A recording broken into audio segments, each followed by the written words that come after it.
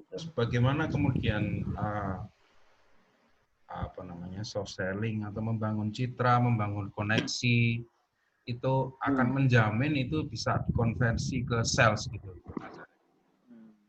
Ya, sebenarnya kalau dikatakan menjamin atau tidak, tools apapun itu tidak ada yang memberikan jaminan. Tidak akan ada yang berani memberikan jaminan 100% bahwa itu akan berhasil atau tidak. Tapi gitu kan, sekarang ini namanya adalah situasi pandemi ini. Ibaratnya Anda dalam kalau dikatakan kita ini lagi berenang lah ya, berenang di sebuah danau yang arusnya sangat deras, ya, apapun itu akan kita ambil untuk misalnya ranting pun kita akan ambil untuk bisa menuju kita ke tepi danau tersebut. Nah, ibaratnya seperti itu. Jadi kalau mau bicara tekniknya dan lain sebagainya, apapun ya boleh-boleh saja gitu. Misalnya kalau mau short selling, kalau saya biasa lakukan adalah copywriting. Nah, copywriting ini sangat perlu dilakukan di situasi pandemi seperti ini, gitu kan, baik untuk salesnya itu sendiri maupun untuk eksistensi bisnisnya itu sendiri. Jadi copywriting itu adalah kunci saat ini yang banyak dilakukan itu justru di copywriting itu. Kemudian jadi akan lebih memungkinkan ya untuk peningkatan eksistensi bisnis kita, eksisnya bisnis kita daripada di tengah pandemi ini kita memaksakan diri untuk untuk mendapatkan untuk menghasilkan penjualan. Apakah memang lebih memungkinkan untuk peningkatan eksistensi bisnis ini ketika di tengah pandemi ini? Apakah kita tetap bisa harus nge-push juga gitu, nge-push memaksakan kita harus juga bisa berjualan juga gitu, karena kalau kita berbicara UMKM ya, UMKM itu justru kalau menurut saya sendiri, pengamatan saya, UMKM itu justru tidak perlu dikhawatirkan karena mereka sudah terbiasa masuk ke dalam kolam, mampu berdiri sendiri, nanti masuk ke lubang lagi, mampu berdiri sendiri. Tapi yang dikhawatirkan dari UMKM adalah ketika mereka jatuh bangunnya mereka itu tidak disertai dengan eksistensi bisnis yang sama. Jadi mereka jatuh di bisnis ini, mereka bangun di di bisnis yang baru lagi dengan bisnis.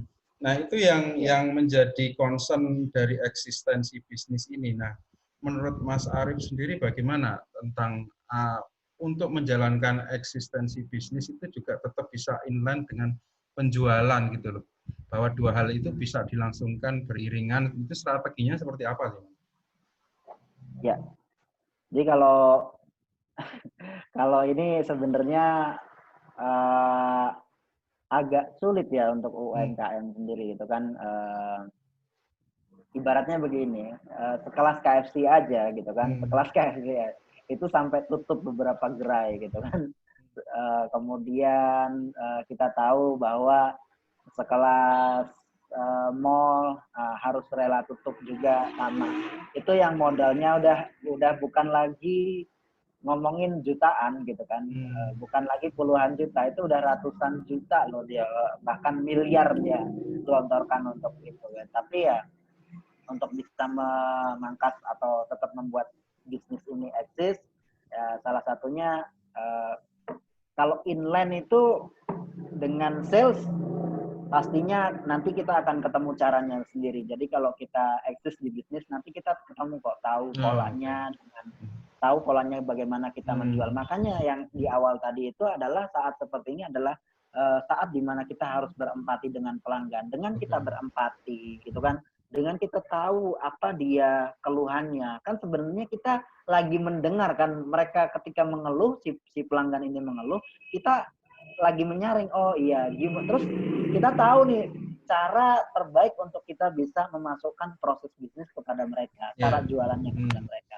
Nah itu adalah solve-nya. Maka dari itu jangan eksistensinya adalah ya kita balik lagi edukasi ya, edukasi kepada pelanggan, kemudian sambil berempati, dengarkan keluhan mereka, kemudian di situ barulah kita ketemu cara bagaimana melakukan penjualan. Kalau berempati pun tidak bisa kita lakukan, maka jangan pernah berharap untuk jualan kepada mereka gitu, karena Anda sudah tidak respect dengan pelanggan. Bagaimana pelanggan mau beli produk Anda gitu, itu sudah pasti tidak memungkinkan gitu. Nah, maka dari itu balik lagi buat teman-teman di UMKM semuanya, itu harus dilakukan adalah peduli dulu sama pelanggan, ya. Nah, peduli dulu. Kalau ngomongin penjualan dan lain sebagainya, ingat kalau kita ibaratnya jatuh di bisnis ini, gitu kan, jatuh di bisnis ini. Tapi ini kan bisnisnya aja yang jatuh, Kevin. Pelanggannya masih bisa kita jangkau loh, gitu loh. Maka dari itu ketika kita sudah punya pelanggan, gitu kan, nama saya sudah disematkan di hati pelanggan. Apapun merek produknya gitu ya, orang akan tetap ingat, oh iya saya, maka orang itu akan tetap beli dari saya gitu loh. Jadi nggak ada yang mustahil. Makanya dari itu teman-teman terus dekati pelanggan dengan cara menekankan kepada empatinya. Nah, saya mau juga sharing. Kebetulan ya ini kalau istri saya sendiri bukan pelaku UMKM, tapi dia tetap melakukan aktivitas jual beli. Tapi bayangkan penjualannya di bulan pandemi ini justru jauh, bukan lagi 2 kali lipat, tapi berkali-kali lipat. Nah, itu yang menarik gitu kan. Jauh lebih tinggi juga, maksudnya ya? Iya, nah artinya yang tadi kan kita empati. Nah, kemudian setelah empati ya kita harus lakukan kembali adalah yang kita harus cross check adalah sebenarnya kita sendiri ini paham nggak sih dengan riset market kita gitu kan, dengan market kita ini siapa gitu kan. Sebanyak pelaku usaha nggak terlalu paham, nggak terlalu familiar dengan riset market sendiri gitu kan. Terus kemudian cara berjualannya juga asal posting aja gitu. Akhirnya itu tidak menjadi solusi di tengah pandemi gitu. Nah, seharusnya pada saat ini juga kita selaku UMKM ini makin ditekan seperti ini, ya kita harus mulai gali loh, cara jualannya kayak gimana. Di Instagram, kalau memang itu yang kita harapkan jualan di Instagram, ya kita harus tahu waktunya gitu. Waktunya itu kapan? Instagram itu nggak asal ngepost loh, karena Instagram punya algoritma sendiri. Nah, Instagram punya hal tersebut.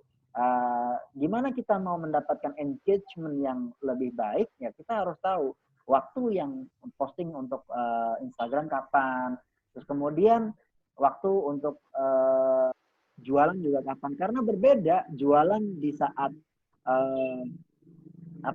kita ngeposting biasa di Instagram sama posting khusus untuk jualan itu berbeda. Nah, maka dari itu kita harus pelajari. Nah, kebanyakan orang nggak paham ini gitu, sehingga itu yang terjadi adalah asal hajar aja, sehingga nggak terjadi yang namanya sales itu gitu kan. Eksistensinya biasa-biasa aja, salesnya malah justru terjun luar biasa. Nah, itu yang harus dipahami. Nah, setelah kita tahu ya si calon customer-nya kita siapa, terus kemudian waktunya kapan, yang menjadi penting juga adalah di mana kita mau jualannya gitu loh. Karena kan ya banyak orang gitu kan asal jualan, tadi milih platform asal-asalan. Ya, kita tidak tahu bahwa misalnya platform ini cocoknya di jualan ini, di tempat yang ini gitu kan. Tidak semua platform sosial media itu menguntungkan bagi Anda. Jadi Anda harus paham betul di sosial media mana yang Anda bisa jangkau. Jangan sampai di sosial media yang banyak digunakan, Facebook, karena Anda terbiasa dengan Facebook, akhirnya Anda pakainya Facebook aja. Padahal belum tentu gitu kan. Yang Anda biasa gunakan belum tentu baik untuk produk dan juga market Anda. Jadi Anda harus berhati-hati. Saya sendiri menulis ya, lagi-lagi ini terkait dengan ilmu copywriting. Kebetulan saya sendiri memang sudah lama di dunia copywriting itu sendiri. Kemudian yang menjadi menarik adalah saya pernah namanya nulis sampai nggak ada like, comment dan sebagainya. Saya sampai bertanya, sebodoh itukah saya gitu kan? Sampai saya mulai semua Salah saya penempatan aja pelajari. berarti ya? Ya, saya bukan salah penempatan di sosial media. Jadi Hmm. saya sampai bertanya-tanya. Kemudian lama saya dapetin gitu kan, berpola gitu, tapi tetap saya pelajari. Kenapa orang ini bisa mendapatkan like tinggi? Kenapa orang ini bisa mendapatkan komen? Sementara saya kok enggak sama sekali. Padahal secara branding saya sudah lumayan, sudah cukup baik gitu kan. Tapi ternyata itu tidak mempengaruhi tulisan saya. Apa yang menyebabkan ini menjadi problem bagi saya? Akhirnya saya telusuri, akhirnya saya ketemulah ternyata platform media yang saya gunakan tidak tepat. Akhirnya setelah saya mendapatkan hal tersebut, saya beralihlah ke sebuah platform di mana memang market saya di sana gitu kan. Saya di sana akhirnya saya mendapatkan engagement yang luar biasa tinggi sekali. Dan bayangkan cuma nulis status doang gitu. Ibaratnya kita lempar sebuah ide gitu kan. Itu yang menjangkau bukan lagi 1.000 orang, tapi hampir 30 sampai 50.000 orang. Kemudian like-nya sendiri saya mendapatkan fantastis sekali gitu kan. Di atas untuk media profesional sendiri itu untuk bisa dapetin 6 itu like itu udah syukur alhamdulillah, tapi Anda harus tahu bahwa itu penuh perjuangan gitu.